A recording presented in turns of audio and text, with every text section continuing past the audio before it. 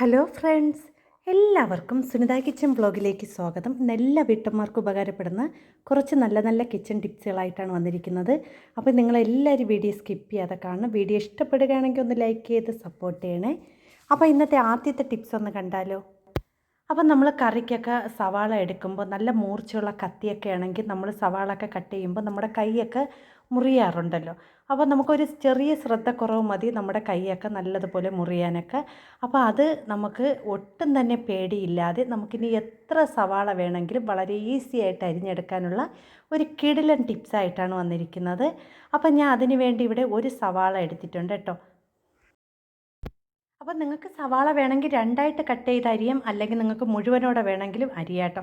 അപ്പോൾ ഞാൻ ഇവിടെ നമ്മൾ ഇതിന് മുമ്പേ സവാള അരിയുന്നത് ഇങ്ങനെയാണ് കേട്ടോ. നമ്മളിങ്ങനെ അരിയുമ്പോൾ ഒരു ശ്രദ്ധക്കുറവ് വന്നാൽ തന്നെ നമ്മുടെ കൈയൊക്കെ പെട്ടെന്ന് മുറിയും. അപ്പോൾ ഇനി നമുക്ക് ഇതൊന്നും പേടിക്കാതെ തന്നെ നമുക്ക് കണ്ണടച്ചുകൊണ്ട് വേണമെങ്കിൽ നമുക്ക് സവാള അരിയാം കേട്ടോ.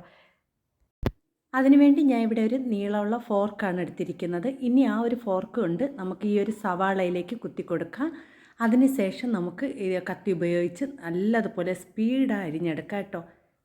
ഇനി നമുക്ക് സവാളയൊക്കെ അരിയാൻ ഒട്ടും തന്നെ പേടിക്കേണ്ട. നമുക്കിതുപോലെ ഒരു ഫോർക്കൊന്ന് കൊണ്ട് കുത്തി കൊടുത്തതിന് ശേഷം രണ്ട് സൈഡ് ഇതുപോലെ ഒന്ന് അരിഞ്ഞെടുത്താൽ മതി കേട്ടോ. വളരെ ഈസി ആയിട്ട് കൊച്ചു കുട്ടികൾക്ക് പോലും സവാളയൊക്കെ വളരെ എളുപ്പത്തിൽ അരിഞ്ഞെടുക്കാൻ പറ്റിയ ഒരു കിടിലൻ ടിപ്സാണ് കേട്ടോ. അതുമാത്രമല്ല, നമ്മൾ സവാളയൊക്കെ അരിയുമ്പോൾ ഇനി കണ്ണടച്ച് വേണമെങ്കിൽ നമുക്ക് സവാളയൊക്കെ അരിഞ്ഞെടുക്കാം. നല്ല സ്പീഡപ്പായിട്ട് നമ്മളെ കൈ മുറിയൊന്നോ ഒന്നും നമുക്ക് പേടിക്കേണ്ട. അപ്പോൾ എല്ലാവർക്കും ചെയ്യാൻ പറ്റിയ ഒരു കിടിലൻ ടിപ്സാണ്. അപ്പോൾ നിങ്ങൾക്ക് ഈ ഒരു ടിപ്സ് ഇഷ്ടപ്പെടുകയാണെങ്കിൽ ഒന്ന് ലൈക്ക് ചെയ്ത് സപ്പോർട്ട് ചെയ്യണേ. അപ്പോൾ ഇതെല്ലാ വീട്ടമ്മമാർക്കും ഉപകാരപ്പെടുന്ന നല്ലൊരു ടിപ്സാണ്. എല്ലാവരും ഒന്ന് ട്രൈ ചെയ്ത് നോക്കാം. ഇനി അടുത്ത ടിപ്സ് ഒന്ന് കണ്ടാലോ.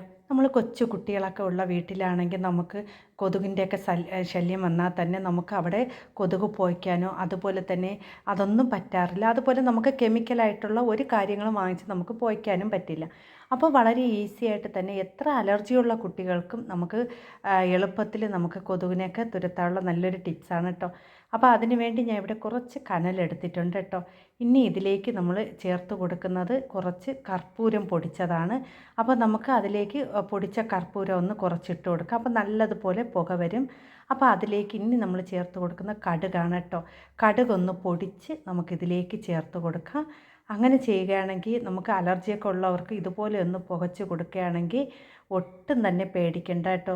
അതുമാത്രമല്ല, കൊതുകിൻ്റെ ശല്യവും മാറിക്കിട്ടും, നല്ലതുപോലെ പുക കിട്ടുകയും ചെയ്യും കേട്ടോ. നമ്മുടെ വീട്ടിനകത്തൊക്കെ ഇതുപോലെ ഒന്ന് വൈകുന്നേര സമയങ്ങളിൽ പുകച്ച് കൊടുക്കുകയാണെങ്കിൽ നമുക്ക് ഈ വൈകുന്നേര സമയങ്ങളിൽ മഴക്കാലത്തൊക്കെ നല്ല കൊതുകിൻ്റെ ശല്യമായിരിക്കും.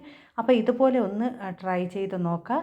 ഇതെല്ലാവർക്കും നമുക്ക് ഒട്ടും തന്നെ കെമിക്കലോ ഒന്നും അടങ്ങാത്ത ഒട്ടും തന്നെ പേടിയും വേണ്ട കേട്ടോ. ഇതുപോലെയൊക്കെ കൊതുകിനെ പോച്ച് കളയുകയാണെങ്കിൽ നമ്മൾ കെമിക്കലായിട്ടുള്ള ഒരു കാര്യങ്ങളും നമ്മൾ വീട്ടിൽ വാങ്ങിച്ച് വെച്ച് നമ്മൾ കത്തിക്കാതിരിക്കുന്നതാണ് നല്ലത് കേട്ടോ. പ്രത്യേകിച്ച് കൊച്ചു മക്കളുള്ള വീടുകളിൽ അതൊന്നും ഉപയോഗിക്കാതിരിക്കുന്നതാണ് നല്ലത്. അങ്ങനെയൊക്കെ ഉപയോഗിച്ച് കഴിഞ്ഞാൽ ശ്വാസം മുട്ടലും അലർജിയൊക്കെ വരാറുണ്ട്. ഇങ്ങനെയാകുമ്പം നമുക്ക് ഒട്ടും തന്നെ പേടിക്കേണ്ട കേട്ടോ. ഇനി അടുത്ത ടിപ്സ് ഒന്ന് കണ്ടാൽ, ഇതുപോലെ കൊച്ചു മക്കളൊക്കെ കൊണ്ടുപോകുന്ന കുപ്പികൾ കാണുമല്ലോ. ഇതുപോലത്തെ കുപ്പികൾ കുറച്ച് ദിവസമൊക്കെ ആകുമ്പോൾ തന്നെ അതിൽ ഒരു സ്മെല്ലും അതുപോലെ തന്നെ വഴുവഴുപ്പൊക്കെ ഉണ്ടാകാറുണ്ട്. അങ്ങനെ വരുമ്പോൾ നമുക്ക് പെട്ടെന്ന് ക്ലീൻ ചെയ്യാൻ വേണ്ടി നമുക്കിതിലേക്ക് ഒരു സ്പൂൺ അളവിൽ ഉപ്പിട്ട് കൊടുക്കാം. കല്ലുപ്പായാലും പൊടിയുപ്പായാലും കുഴപ്പമില്ല കേട്ടോ. ഇനി ഇതിലേക്ക് ഞാൻ ചേർത്ത് കൊടുക്കുന്ന കുറച്ച് വിനാഗിരിയാണ് ചേർത്ത് കൊടുക്കുന്നത്.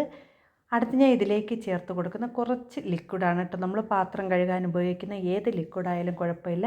അത് ഒരു തുള്ളി നമുക്കിതിലേക്ക് ഒഴിച്ചു കൊടുക്കാം കേട്ടോ. അടുത്ത് ഞാൻ ഇതിലേക്ക് ചേർത്ത് കൊടുക്കുന്നത് ചൂടുവെള്ളമാണ് ചേർത്ത് കൊടുക്കുന്നത്.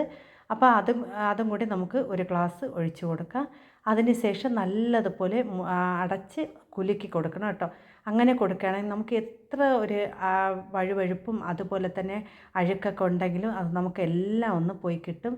അപ്പോൾ നല്ലതുപോലെ ഒന്ന് കുലുക്കി കൊടുത്താൽ മതി കേട്ടോ. അപ്പോൾ ഈ കുട്ടികൾക്കൊക്കെ കൊടുത്തേക്കുന്ന ഇതുപോലത്തെ ബോട്ടിലൊക്കെ ഇടയ്ക്കിടയ്ക്കൊക്കെ ഇതുപോലെ ഒന്ന് കഴുകിയെടുക്കണം കേട്ടോ. അപ്പോൾ ഇനി നമുക്കിതിനെ നല്ലതുപോലെ കഴുകി കൊണ്ടുവരാം കേട്ടോ. അപ്പോൾ ഞാൻ അതവിടെ അതിൻ്റെ ആ ഒരു വഴുവഴുപ്പ് എല്ലാം ഒന്ന് മാറി കിട്ടിയിട്ടുണ്ട്. ഇതുപോലെ തന്നെ ഒരു ബ്രഷ് ഉപയോഗിച്ച് നമുക്ക് അതിൻ്റെ അടപ്പിലൊക്കെ ഇരിക്കുന്ന അഴുക്കെല്ലാം നല്ലതുപോലെ ഇടയ്ക്കിടയ്ക്ക് നമ്മൾ വൃത്തിയാക്കി കൊടുത്തുകൊണ്ടിരിക്കണം. അപ്പോൾ അല്ലെങ്കിൽ പല രോഗങ്ങളും വരും കേട്ടോ. അപ്പോൾ ഇതുപോലെ എല്ലാവരും ഒന്ന് ട്രൈ ചെയ്ത് നോക്കണേ. ഇനി അടുത്ത ടിപ്സ് ഒന്ന് കണ്ടാലോ. നമ്മളെ കിച്ചൺ സിങ്കിലൊക്കെ വേസ്റ്റൊക്കെ വന്ന് അടഞ്ഞ് ഇടയ്ക്കിടയ്ക്ക് നമുക്ക് സിങ്ക് ബ്ലോക്ക് ആവാറുണ്ട്. അപ്പോൾ അത് വരാതിരിക്കാൻ വേണ്ടി നമുക്ക് ഇടയ്ക്കിടയ്ക്ക് നമുക്ക് ചെയ്യാൻ പറ്റിയ നല്ലൊരു ടിപ്സാണ് ഞാൻ കാണിക്കുന്നത്. അപ്പോൾ അതിന് വേണ്ടി ഞാൻ ഇവിടെ ഒരു ഇടികല്ല് എടുത്തിട്ടുണ്ട്. അതിലേക്ക് 1 സ്പൂൺ അളവിൽ കടുകിട്ട് കൊടുക്കുക കേട്ടോ. കടുകിട്ട് കൊടുത്തതിന് ശേഷം നമുക്ക് അതിനെ ഒന്ന് ചതച്ചെടുക്കണം. അപ്പം ഞാൻ ഇവിടെ ഒരു ഇടികല്ലിൻ്റെ കുഴവി ഉപയോഗിച്ച് ഒന്ന് ചതച്ചെടുക്കുകയാണ്. അപ്പം നിങ്ങൾക്ക് ഈ വീഡിയോ കണ്ടിരിക്കുമ്പോൾ ഇഷ്ടപ്പെടുകയാണെങ്കിൽ ഒന്ന് ലൈക്ക് ചെയ്ത് സപ്പോർട്ട് ചെയ്യണേ. ഇതുവരെ എന്നെ സപ്പോർട്ട് ചെയ്ത എൻ്റെ എല്ലാ കൂട്ടുകാർക്കും ഒരുപാട് നന്ദിയുണ്ട്. ഇനിയും സപ്പോർട്ട് ചെയ്യണേ. അപ്പം ഞാൻ ഇവിടെ ആ ഒരു കടുക് നല്ലതുപോലെ ഒന്ന് ചതച്ചെടുത്തിട്ടുണ്ട്. ഇനി നമുക്ക് ഇതിനെ ഒരു പാത്രത്തിലേക്ക് ആക്കി കൊടുക്കണം കേട്ടോ. അപ്പോൾ അധികം പൊടിഞ്ഞ് പോകണ്ട, നമുക്കത് ഈ ഒരു പരുവത്തിലെടുത്താൽ മതി കേട്ടോ. കണ്ടോ, നല്ലതുപോലെ ചതച്ച് മാത്രമേ എടുത്തിട്ടുള്ളൂ. ഇനി നമുക്കിതിനെ ഒരു പാത്രത്തിലേക്ക് ഇട്ട് കൊടുക്കാം. അപ്പോൾ അതിന് ശേഷം നമുക്കിതിലേക്ക് ആവശ്യത്തിന് വെള്ളം ഒഴിച്ച് കൊടുക്കാം കേട്ടോ. അപ്പം ഞാൻ ഇവിടെ ഒരു ഗ്ലാസ് അളവിൽ ഞാൻ വെള്ളവും കൂടി ഒഴിച്ച് കൊടുക്കുകയാണ്. ഒരു വലിയ ഗ്ലാസ് അളവിലാണ് ഒഴിച്ച് കൊടുക്കുന്നത്. ഇനി നമുക്കിതിനെ അടുപ്പിൽ വെച്ച് നല്ലതുപോലെ ഒന്ന് തിളപ്പിച്ചെടുക്കണം. അപ്പോൾ നമ്മൾ നല്ലതുപോലെ തിളപ്പിച്ചെടുത്ത ശേഷമാണ് നമ്മൾ ഇതിൽ ബാക്കി കാര്യങ്ങളും കൂടി നമ്മൾ ചേർക്കുന്നത്.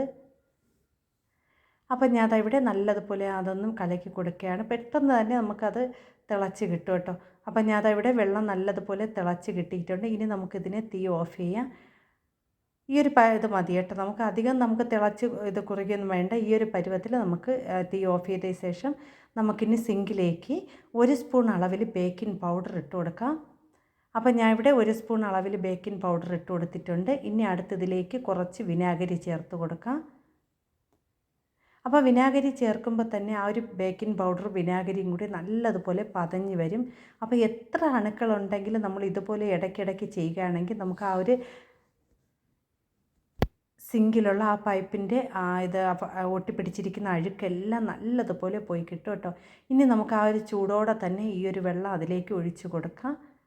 അപ്പോൾ എത്ര അണുക്കളുണ്ടെങ്കിലും അതെല്ലാം നല്ലതുപോലെ പോയി കിട്ടും കേട്ടോ. അപ്പോൾ ഞാൻ ഇവിടെ നല്ല ചൂടോടെ തന്നെ ആ ഒരു സിങ്കിലേക്ക് ഒഴിച്ച് കൊടുക്കുകയാണ്.